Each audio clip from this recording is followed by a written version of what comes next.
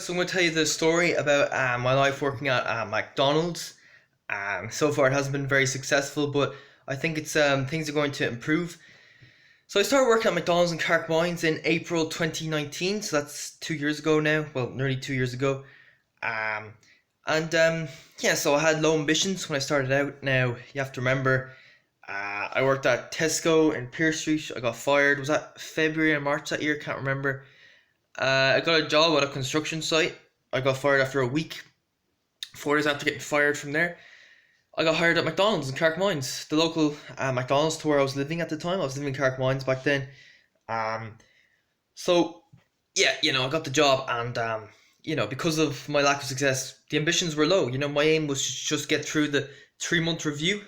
What they do is they have a 3 month probation period, and if you can get through that, and they're happy with you, then you get given like a 9 month contract after that. And if you get through that 9 month contract, then you get a permanent contract. So yeah, most people would find working a job at McDonald's very easy. I talk to people who worked at McDonald's and they say, "Oh, it's boring, it's too easy," and stuff like that. I was the opposite. All right, so I had an IQ back then of 70. So because of that, when you have an IQ of 70, working at a busy McDonald's restaurant is actually quite difficult. Because if you have an IQ of 90, 70, that means like 98% of the population has a higher IQ than you. And yeah, I like to think it's a bit higher now because I've been reading lately. But so yeah, my head would be wrecked after every shift. It was difficult trying to keep up. I remember working on chicken batch at first, and there's like certain meats they have in the two freezers, and it took me like a week to get the hang of each one. Like, this is chicken selects, this is chicken nuggets, this is chicken value, whatever, and they go into this tray, this color tray. And for me, it took a while to figure this out. Okay, for most people, they figured it out like very quickly on the first shift. So yeah, it was tough. It was head wrecking. But I worked hard and managed to get through it. But it took me ages to get the hang of those two stations. Whenever I got busy, they'd stick me on the lobby, which is like the easiest station you can do. On the lobby, your job is just to keep the lobby clean. So it's not mentally challenging at all. Any like able-bodied person could do it really. So yeah, and it took me ages to be able to work on those two stations. I think it's mainly the speed I was struggling with because it is quite a busy restaurant. And I got my 3 month review, and yeah, I passed. You know, um, I got 2 out of 4, and Peter Varga, the manager there, said, "You're not the worst, you're not the best. So you're not the best, you're not the worst." So and he said I was okay, and that was okay with me. It wasn't a great review by any means, but I got my contract extended. Peter Vargas said, "Oh, I like speed. He'd maybe want me to do more cleaning tasks, spend more time cleaning because he says I have a great attention to detail and stuff like that." So yeah, he knew I was kind of struggling in the kitchen, and so that's what I did. But eventually, as time went on, I started to get better because I knew, right, if you can get past your 3 month review, then you're just going to continue to improve, and eventually you get the hang of it. And yeah, I did kind of get the hang of it. So they put me there regularly. I was like the main chicken grill and chicken match guy, but I couldn't get the hang of any other stations apart from lobby. And it was still mentally challenging. Every time I get a day off, I'd be relieved because my head was wrecked. You know, um, at the start when I first started working there, I was doing like 6 days a week, and that was really head wrecking shit. For me, because my IQ was so low. Um, so yeah, then I think in 2020, I think I was given a holiday. This was it November, and I was off for 2 weeks. I was a bit bored, didn't have much to do, so I just read during that time, and every day. And I came back, and for me, the job just felt that little bit easier, And I was like, whoa! I was reading over the holiday period. That must have increased my brain power. Now I can keep up easier. If it's really busy, instead of having to give 100% effort to keep up, I can maybe get away maybe giving it 70, 75%, and your head's not wrecked after every shift, So yeah, I knew I had improved by just reading for those 2.5 weeks that I was off on holiday. Okay, so I kept reading. I read for an hour and a half a day. I started to burn out and plateau. Cut down to an hour, same thing happened. Cut down to 45 minutes, same thing happened. Eventually I cut down to half an hour, and I feel like that's where I'm at right now. That's kind of the volume I'm doing right now. I think I respond best to just doing half an hour a day because I don't burn out or suffer from plateau or burnout. So yeah, now it doesn't. I don't necessarily read for 30 minutes every day. Like today, I wrote 2 pages worth of notes. I would say that's maybe 10 minutes worth of work.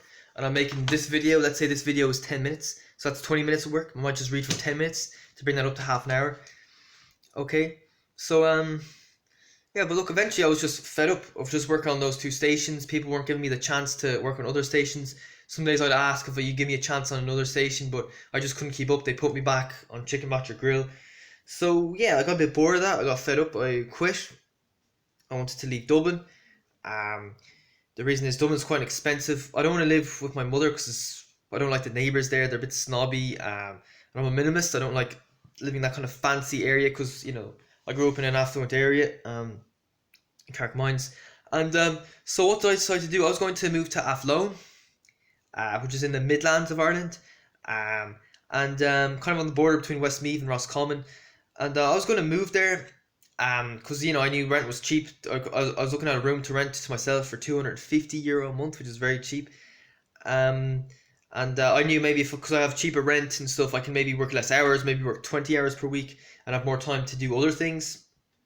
So that was the plan, but I decided not to move in the end because I knew, right, there's a lockdown, everywhere's closed, might take you a while to find a job, and I was like, nah, let's just leave it. So instead of moving to Athlone, I decided to stay in Dublin. Got a job in Spar in D'Olier Street in January, and I moved here to East Wall.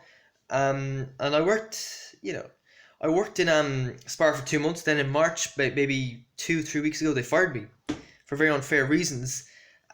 He said, "Oh, it's just not." The manager invited me to his office, and he just said, out of the blue, "It's not going to work out. We're going to terminate your contract." And I was like, "What? This is the first I've been told about this. No one ever complained about my performance before."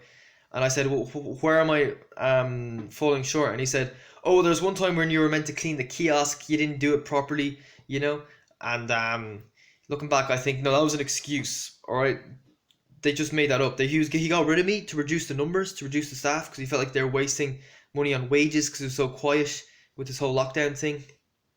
And that was the reason. Okay, so I eventually got a job in McDonald's. Well, I handed out loads of CVs. I applied for loads of jobs online. I got a job at McDonald's in Malahide. I did my first shift yesterday.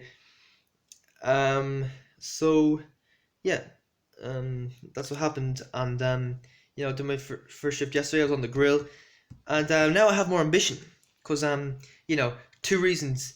Malahide Road, McDonald's is a lot quieter. It's not as busy a restaurant. So it's easier to keep up. It's easier to get the hang of stations, and also I've improved my IQ. I look at my YouTube videos, and they just seem a lot better than they were a few months ago. So I know I'm improving my IQ by doing this, and so I'm really confident about the future. I feel like maybe this time around I might be able to get the hang of more stations. I might be able to get promotions. That's what I'm going to aim for. You got to be realistic with your goals. A lot of people would say to me, "Oh, McDonald's, get a better job than McDonald's." But I'm not a smart guy at all still. So I feel like maybe start working at McDonald's, but aiming to get promotions and work my way up. That would be maybe a good goal to have, if you know what I mean. And yeah, I feel like I'm in a far better place now to do it than I was 2 years ago. Because I have an IQ of 70, a basic job like McDonald's is very difficult, as I mentioned before. I don't know what my IQ is now, but I'd like to think it's at least in the 80s now. It's definitely higher. So yeah, my goals now would be to say get a promotion, maybe even get promoted to shift manager at some stage. We'll see where that takes us. When I first got a job at McDonald's in Carrickmines, the goal was after 6 months save up money and move to a different town outside Dublin, get cheap rent, so I can maybe just work like 20 hours a week part time and just have time to relax and do other things. I ended up staying for a year and 9 months though, but I can see myself staying here for a good few years. McDonald's in Malahide Road. Okay, so yeah, that's my video. I'm feeling a lot more confident, and you know, because before it was like you had to work so hard just to get by, and you know, like promotions or getting the hang of other stations was just out of my reach, and it was very frustrating. I felt like I was working hard for nothing just to make a wage. Now I feel like if I work hard because I have higher IQ, I can progress. Do you know what I mean? So I feel a lot more enthusiastic now about life.